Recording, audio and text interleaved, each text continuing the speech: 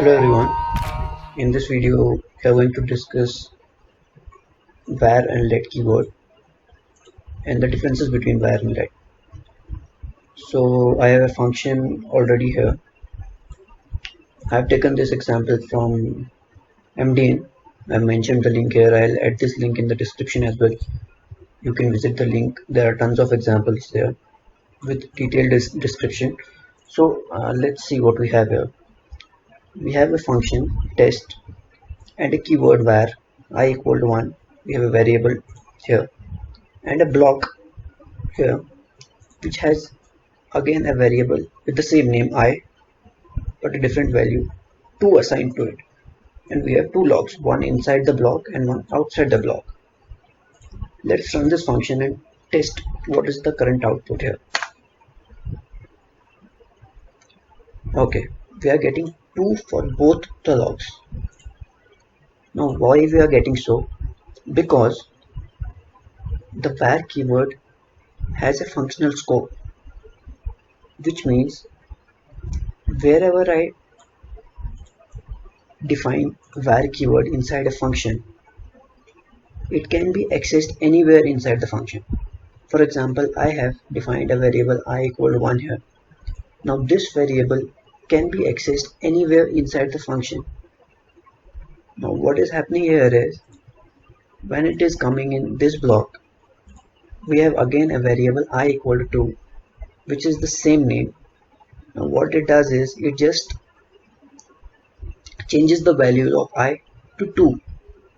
That is why we are getting first log as 2 and the second as 2 as well. But what will happen if we change this var to let? Let me do this. I've changed the var keyword to let keyword. I'll run this function again. Let's see what we'll get this time. Now we are getting a different output. I am getting first as 2 and second as 1. This might be predictable if you have worked with some other programming languages. This would be pretty familiar. Now what let does is, let has a scope that is a block level scope. Now what I mean is, let is scoped inside these curly braces here.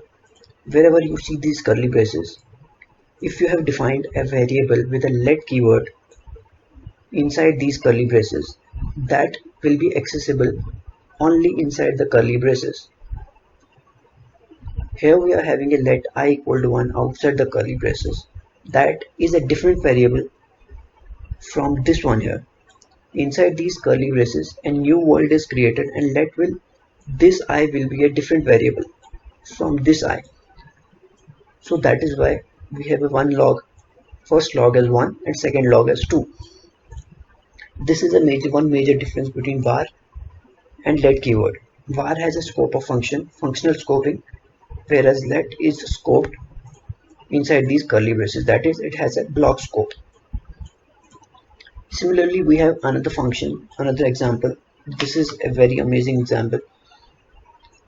I have another function here which is pretty much having a variable with var keyword, which is having a value of 33. I'm checking here if there is foo is available, yes, and then inside these curly braces I have an expression here, and I'm logging the value of foo and running this function. Now let's see what happens here.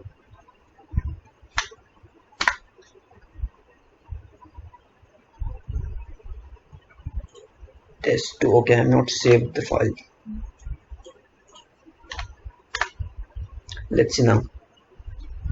I'm getting an error here, which is saying reference error, cannot access foo before initialization. This is a reference here saying it is not able to access foo here in this expression. But you might think we have declared foo here, and it should be able to get foo here. But as I already told you, let is scoped. Let has a block level scope. Now what happens in an expression is, first the right hand side is calculated, right? So when this comes in this block scope, it evaluates the right hand side, it searches for foo variable, but inside this block, before this expression, there is no foo defined. There is no foo variable defined before this expression, so it is not able to find the foo expression here. Now to prove this, what we can do here is we'll remove this let from here. We'll say let foo equal to something here, let's say 3. If I'm seeing right, then this would now work. This should work now. It should not throw a reference error, cannot find foo, because I have defined a variable foo inside this block here. Now let's run this function and let's see. See, I'm getting 58 as output. 3 plus 55 is 58. I'm getting the correct output. This is how pretty much let works. One more thing I would like to discuss here is in some previous videos we discussed about hoisting, how var keyword is hoisted, and in this video let me show you how can we avoid that. If I have a var, say I equal to 10, and I console log that var before even initializing this. I am logging it before I have initialized it. Let me wrap that in a function so that, okay, let's run this as it is. No need to wrap it in a function. I am getting undefined here. If you guys have not seen the hoisting video, we have two parts of hoisting here. I have discussed that in previous videos. You can check that video out. So what is happening here? The hoisting of var keyword is taking place. How can we avoid this now? Let's convert this var into a let keyword. Let's see what is the output.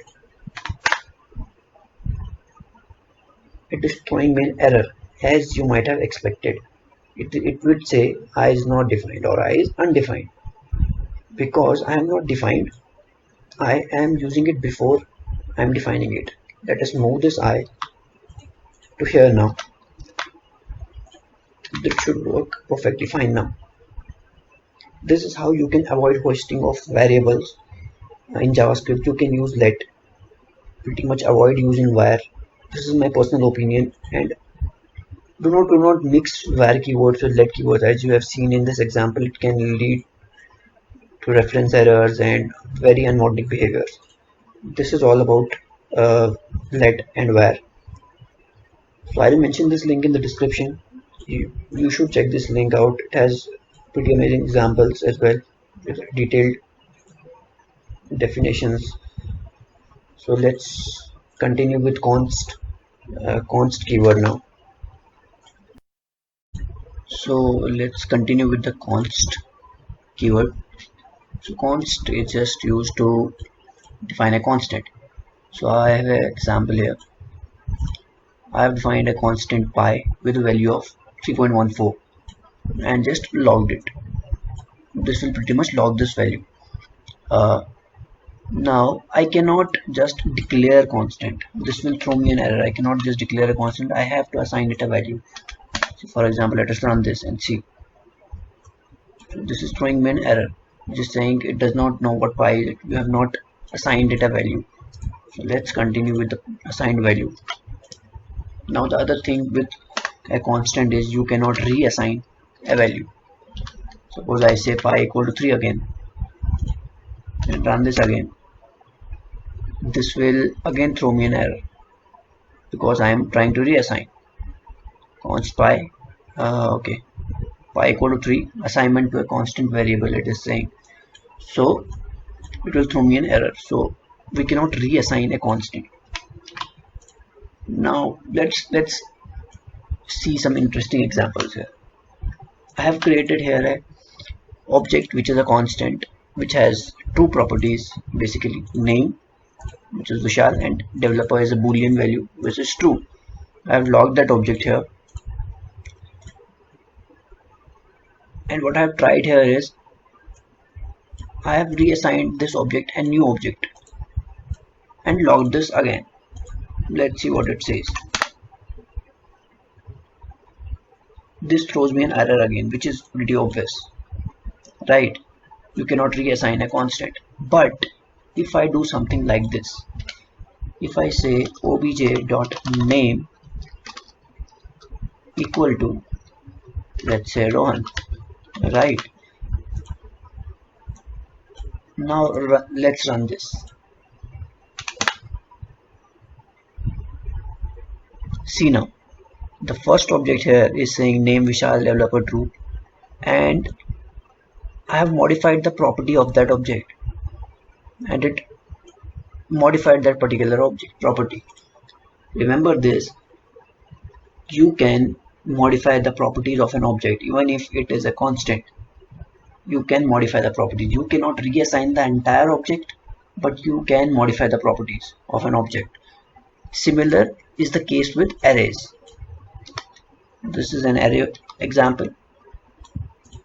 I have an array and I have tried to reassign the entire array. This will throw me an error. But if I try to modify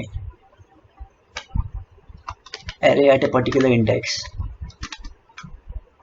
this should work, and this will work. See, now what if, is there a way to prevent this behavior? I don't want to even modify any property of my object. Can I prevent this? Yes, there is a way to prevent modification of even a property of a constant. What we can do here is object, where method on object called freeze, and pass your current object to it, obj. Now let's see what will be the output now.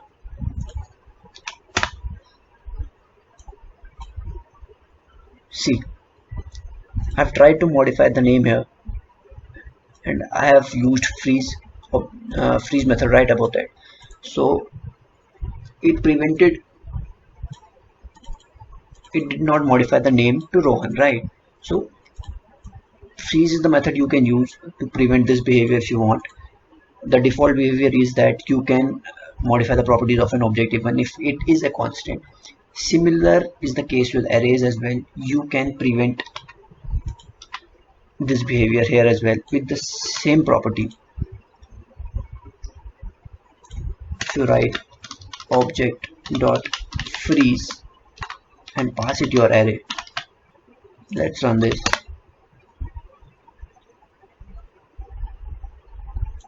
It did not change the value of array at 0th index to 2. So this is pretty much about constants in JavaScript, how you can define the constant, how you can prevent it from updating your properties of object or array.